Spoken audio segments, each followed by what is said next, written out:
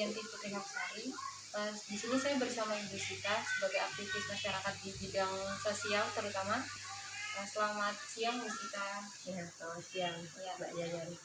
Yang saya tahu Ibu Sita kan sebagai pengurus sekolah rakyat, Bu Sita juga sebagai relawan pendamping COVID, setahu saya. Nah, mungkin sebelumnya saya ingin tanya-tanya terkait kesibukannya Bu Sita di relawan pendamping COVID. Nah, mungkin bisa saya bisa tahu sejak kapan Ibu Sita sebagai relawan pendamping COVID?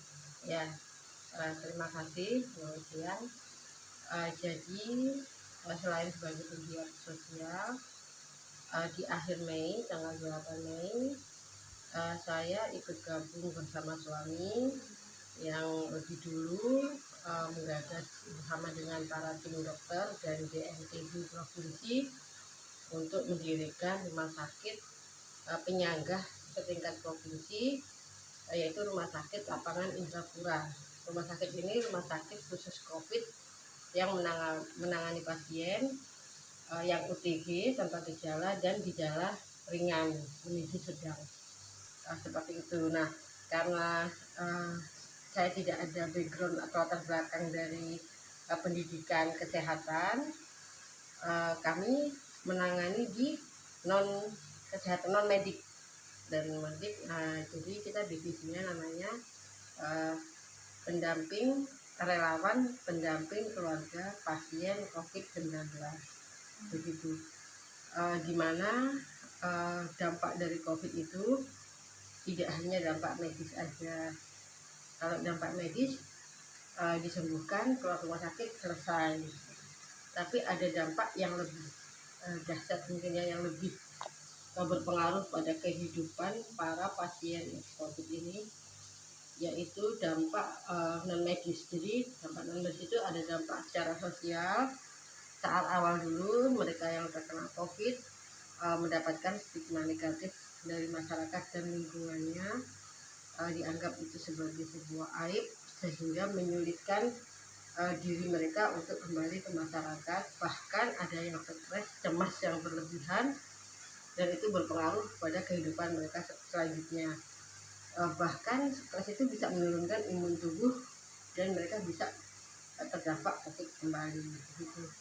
Lalu dari segi psikologis, yaitu kecemasan, ketakutan akan label negatif dari masyarakat, tidak hanya kepada diri mereka tetapi juga ke keluarga mereka, bahkan lingkungan akan kena semua, karena ada program tracing ya. Jadi kalau salah satu daerah ada yang COVID, maka seluruh daerah itu akan di swab semua, akan diperiksa. Lalu dari segi ekonomi, tidak semua perusahaan bisa menerima pegawai pekerjanya yang sudah kena COVID.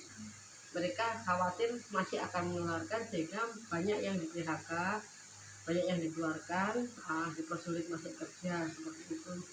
Nah, ini berdampak pada ekonomi dan trauma buat mereka. Terus yang terakhir adalah dampak dari selain dari perusahaan, keluarga sosial, para pedagang-pedagang ya, yang jualan makanan ya, yang berdagang di bagian food, bagian makanan juga sulit sekali untuk berjalan kembali, karena orang-orang yang beli kan takut kena COVID gitu ya. Itu yang mereka terima, padahal siapa yang mau sakit kan gitu ya. Kalau bisa memilih mereka tidak akan sakit. Nah, itu yang kami relawan lakukan. Di sana ada 15 relawan, satu tim, mengedukasi, mengadvokasi, mendampingi mereka agar mereka mendapatkan kembali hak-haknya dan bisa menjalani kehidupan seperti semula. Seperti itu. Berarti cukup ini ya, bisa dibilang kayak mereka itu kena mentalnya mereka, akhirnya teman-teman relawan juga ikut nyemangatin untuk membangkitkan kembali. Ya, tidak hanya menyemangati ya, mensupport, mensupport dan mencari solusi apa yang bisa kami bantu secara maksimal, dengan menggunakan link negosiasi, lintas instansi, kemitraan, agar mereka bisa kembali lagi begitu. Jadi misalkan yang nggak dapat pekerjaan yang dikeluarkan dari perusahaan, maka kami mengadvokasi mereka supaya mereka bisa diterima kembali lagi bekerja. Yang ditolak masyarakat, maka kami mendampingi. Kita menjelaskan ke masyarakat sekitar, ke RT-nya, RW-nya, sehingga mereka bisa menerima kembali, bahkan membantu pasien untuk menjalani isolasi mandiri dengan aman tanpa dijauhi oleh masyarakat. Dan kalau isolasi kan nggak boleh keluar, maka masyarakat sekitar membantu memberikan asupan ya, makanan tambahan, membantu mereka supaya mereka tetap bisa menjalani isolasi dengan baik. Begitu. Jadi membantu yang terdampak COVID ini bisa apa ya, dapat pemecahan masalah dari permasalahan yang mereka hadapi. Iya, betul. Terus tadi Bu Sita sempat menyinggung ada kurang lebih 15 relawan. Nah itu kalau boleh tahu itu dari mana aja ya Bu? Ya, 15 relawan itu sebagian besar dulunya adalah relawan yang mengajar di sekolah rakyat.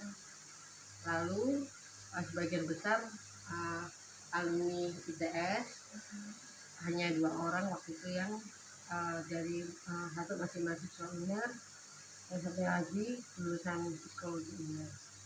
Yang lainnya adalah anak-anak ITS, waktu itu mereka masih tugas akhir ya, menjalani tugas akhir, ada yang selesai tugas akhir, jadi mereka ada waktu senggang dan mereka ada di sebagian besar tinggal di Surabaya sehingga bisa membantu. Lalu untuk jam kerjanya dari para relawan itu ada nggak? Atau mungkin 24 jam atau ada dari jam berapa sampai jam berapa? Ya, jam resminya kita akan di shift ya, ada 15 relawan.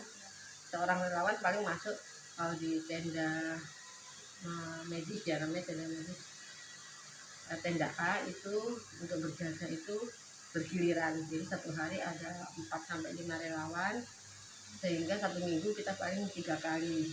Tetapi untuk pendampingannya itu 24 jam, nggak harus dilakukan di sana, dari rumah juga bisa via telepon, atau kadang kita kunjungan lapangan, atau saat ada mendadak sekali mungkin ya ada kasus misalkan yang harus kita bantu segera mungkin, kita langsung berangkat. Jadi resminya ada batasannya, tapi non resminya itu hampir 24 jam. Dan bahkan awal-awal COVID kita kewalahan gitu, karena banyak sekali kasus-kasus itu. Berarti apakah sekarang itu sudah mulai menurun lagi? Ya. Dulu naik Juli, Agustus, lalu akhir Agustus, September itu sempat turun sebentar. Kemudian biasa ya, masyarakat itu sulit, budayanya sulit dibilangin gitu ya, mereka lena lagi, tidak menjaga prokes, sehingga ada lonjakan di bulan mulai dari Oktober, September akhir, Oktober, November, Desember, Januari puncak-puncaknya. Lalu Februari, Maret, April mulai melandai, dan sekarang sedikit sekali seiring dengan digalakkannya vaksin untuk masyarakat, begitu ya. Dan yang paling penting itu sebenarnya juga tidak ada tracing, begitu ya, karena jadi pasiennya kan jadi sedikit karena tidak ada tracing. Dulu kan ada tracing, jadi ada yang kena, di tracing sekelilingnya dimasukkan, jadi semakin banyak. Sekarang kan nggak ada tracing gitu.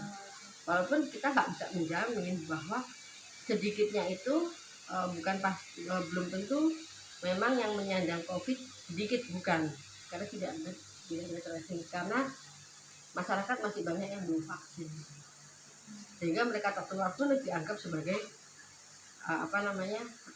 penyakit biasa gitu, tidak di COVID-kan. Dan adanya persepsi di masyarakat kalau COVID itu asumsinya sangat aib, sehingga mereka tidak mau ke rumah sakit daripada di COVID-kan gitu. Jadi seperti itu. Selama tidak ada gejala itu tidak masalah memang. Jadi COVID itu tidak seberat yang dulu, karena ada mutasi, ada banyak virus COVID mengikuti suatu daerah, mengikuti cuaca, mengikuti siklon suatu daerah. Jadi semakin berkembang. Untuk saat ini bila dia tidak ada gejala lewat dari 14 hari, maka virusnya sudah tidak lagi membahayakan. Terima kasih Bu Sita. Sama. Oke, cukup obrolan saya dengan Bu Sita pada siang hari ini.